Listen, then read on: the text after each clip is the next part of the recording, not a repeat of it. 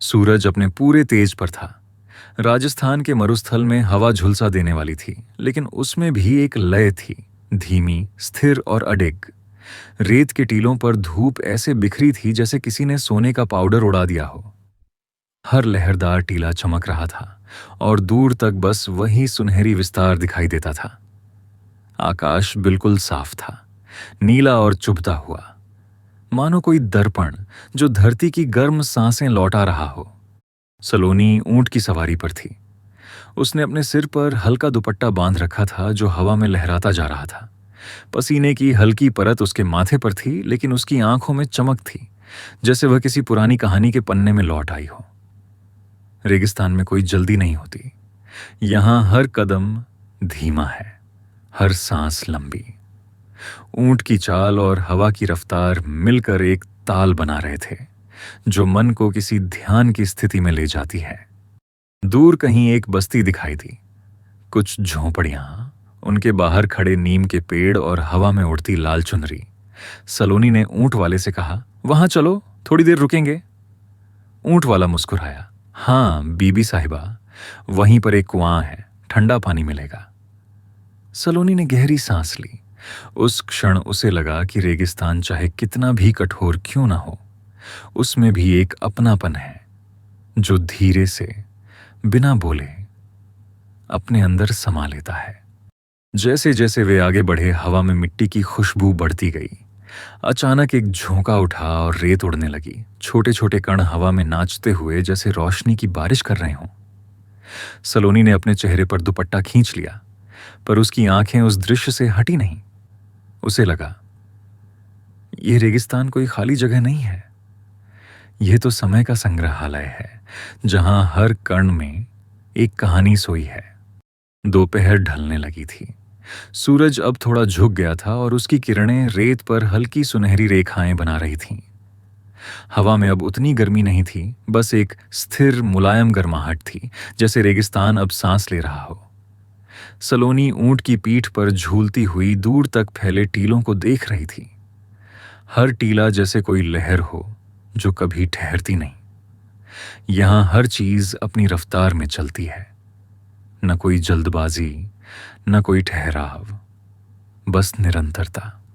ऊंट वाला धीरे धीरे कोई लोकगीत गुनगुना रहा था। उसकी आवाज में रेगिस्तान की सादगी थी, ना ऊंचाई ना सजावट, सिर्फ सच्चाई। सलोनी ने उस गुनगुनाहट को ध्यान से सुना। उसे लगा मानो ये आवाज उसके भीतर तक जा रही है, जहां रोजमर्रा की आवाजें नहीं पहुंचती।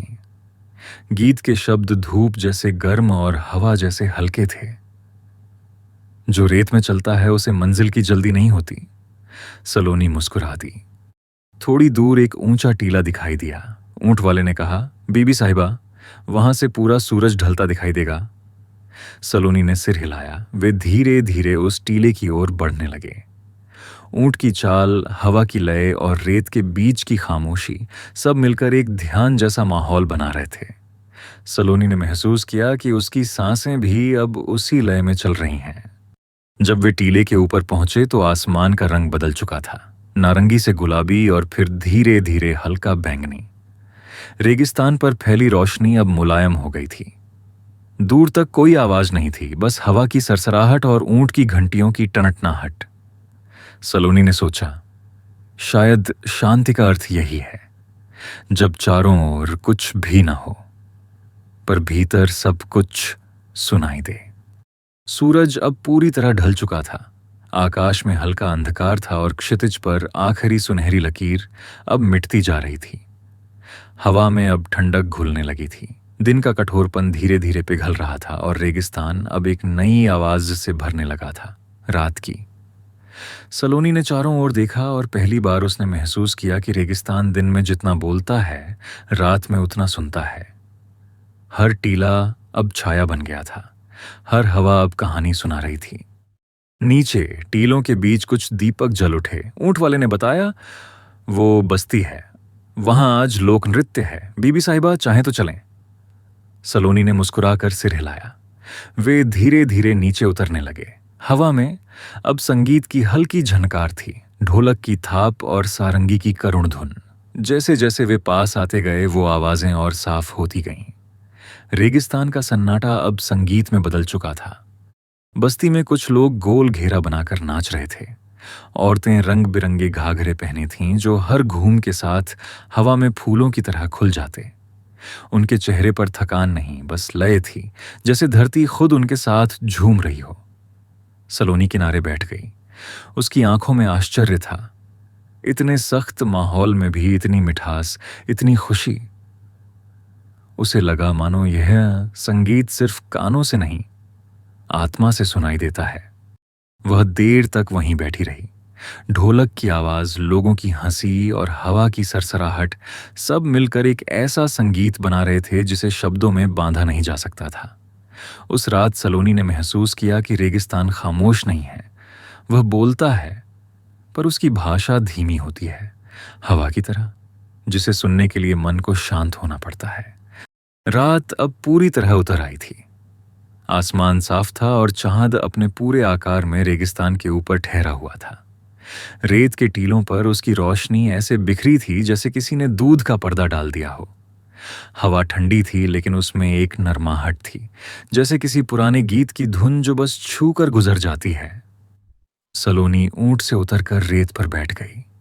उसके सामने फैला हुआ मरुस्थल अब किसी नीले सपने जैसा लग रहा था। ऊंट वाले ने पास ही आग जलाई। आग की लौ हवा में नाच रही थी और उसकी रोशनी में रेत के कण चमक उठे थे। सलोनी ने अपनी चप्पलें उतार दीं और रेत पर पैर रखे। ठंडी मुलायम रेत ने उसकी थकान खींच ली।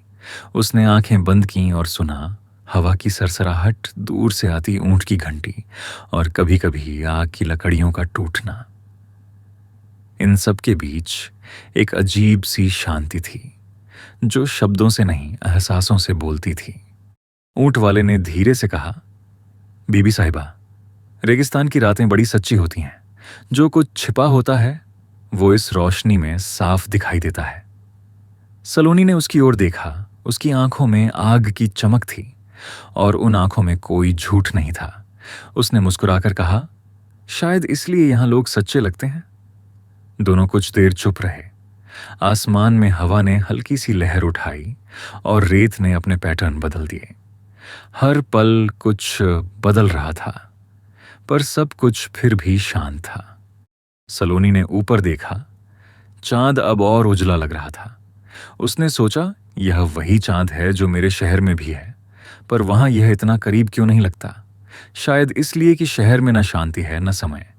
यहां हर पल लंबा है और हर सांस में सुकून है।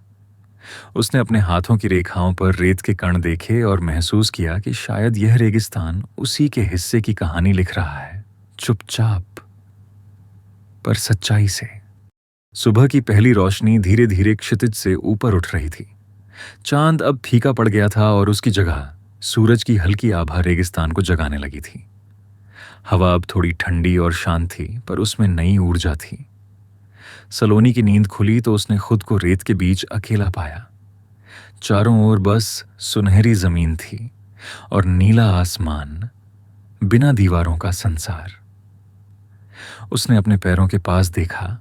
रात की हवा ने उसके आस-पास की रेत पर नए पैटर्न बना दिए थे। हर लकीर किसी नई कहानी जैसी थी। वह धीरे धीरे उठी और रेत पर चलने लगी। उसके कदमों के निशान पीछे छूटते जा रहे थे। धूप में वे चमकते थे, फिर हवा उन्हें मिटा देती। उसने सोचा, जिंदगी भी ऐसी ही तो है। जो कुछ हम बनाते हैं, समय उसे धीरे से मिटा देता है। लेकिन शायद यही खूबसूरती है कि कुछ भी हमेशा के लिए नहीं रहता और फिर भी हर पल पूरा होता है। उसके भीतर एक शांति थी जो शब्दों में नहीं थी, बस महसूस करने लायक थी। थोड़ी दूर जाकर उसने देखा कि ऊंट वाला अब भी सो रहा था। उसके पास वही पुराना ढोल रखा था जिस पर पिछली रात गीत बजा था। सलोनी बैठ गई और उसकी ओर देखती रही। उसे लगा कि यह आदमी, यह रेत, यह हवा सब एक ही बात कह रहे हैं। जो स्थिर दिखता है वही सबसे गहरा बहता है।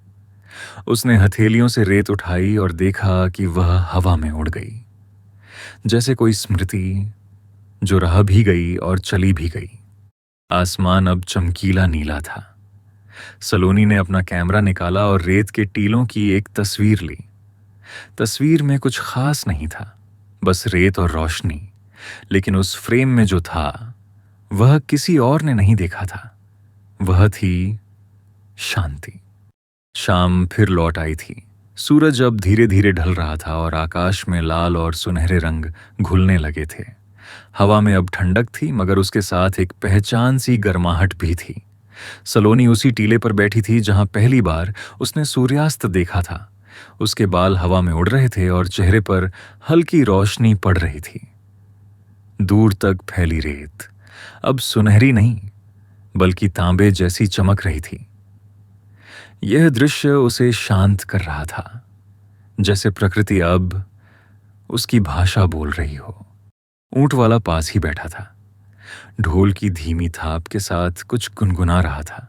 उसकी आवाज अब सलोनी को समझ में नहीं आ रही थी, पर उसकी लय उसके भीतर उतर रही थी। हवा के हर झोंके में अब एक पहचान थी, जैसे वह उसकी सोच का हिस्सा बन गई हो। उसने आंखें बंद की और महसूस किया कि बाहर जो खामोशी है वही उसके भीतर भी है। कोई आवाज नहीं, बस एक लहर जो सांसों के साथ उठती और गिरती है। वक्त जैसे ठहर गया था। उसे याद नहीं रहा कि वह कहां से आई थी, क्यों आई थी। बस ये एहसास था कि जो खोज वह इतने समय से कर रही थी वह बाहर नहीं थी, वह तो हमेशा उसके साथ थी। रेगिस्तान ने उसे यह सिखा दिया था कि शांति किसी जगह की नहीं, बल्कि स्वीकार की होती है। जो कुछ है उसे उसी रूप में देखना और स्वीकारना, यही सुकून है। जब सूरज पूरी तरह ढल गया तो रेगिस्तान पर फिर वही चांदनी उतर आई। रेत के हर कण पर उसकी चमक थी। सलोनी ने आसमान की ओर देखा और मुस्कुराई। हवा ने उसके दुपट्टे को हल्के से उड़ाया, जैसे किसी ने उसके भीतर के बोझ को धीरे से हटा दिया हो। उसने एक आखिरी गहरी सांस ली और महसूस किया कि रेगिस्तान अब सिर्फ उसके सामने नहीं था, वह उसके भीतर था।